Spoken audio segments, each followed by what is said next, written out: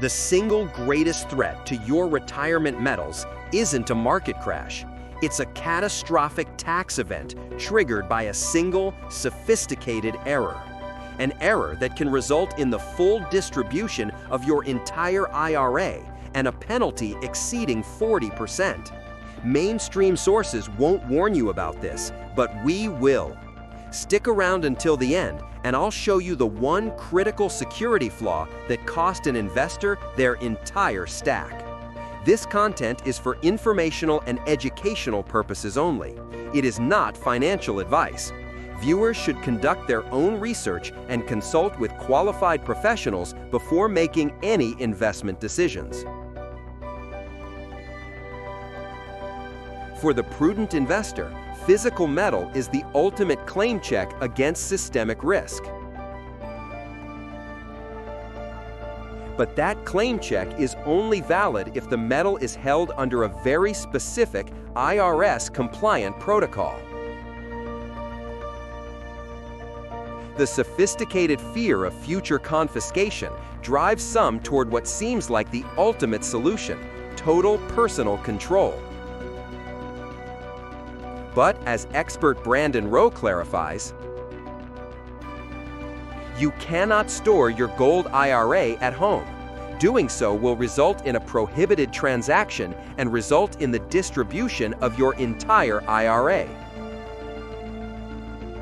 The why is simple. The IRS code is explicit. For an IRA to maintain its tax advantage status, its assets cannot be in the direct possession of the owner or certain family members. Your weakest link?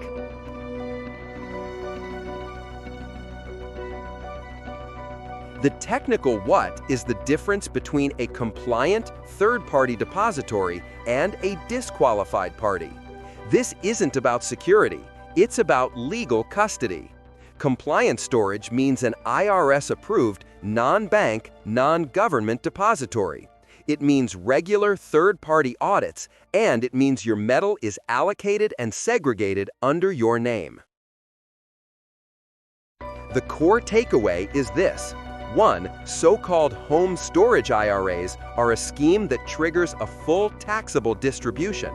And 2. Strict third-party compliance is the only way to mitigate this existential tax risk.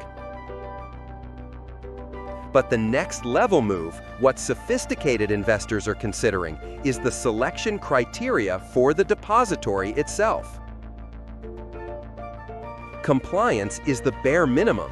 The advanced protocol is to also evaluate a depository's geographic diversification, its ownership structure, and its insurance limits against sovereign risk. Therefore, your specific protocol is, if a promoter suggests any form of self-storage for an IRA, you terminate the discussion. If you are evaluating a depository, you demand proof of its independent audit history and confirm it is not a bank subsidiary. The critical oversight? Assuming that personal physical custody is always safer than verified third-party compliant custody. That one flaw in reasoning has cost investors their entire retirement stack to the IRS. In a future video, I'll break down the advanced audit triggers that every large stacker needs to avoid. It's crucial knowledge you won't find anywhere else. If the comment section demands it, we'll make that our next deep dive. What is your top depository selection criteria? Let us know in the comments below. For strategies that protect your wealth, subscribe now.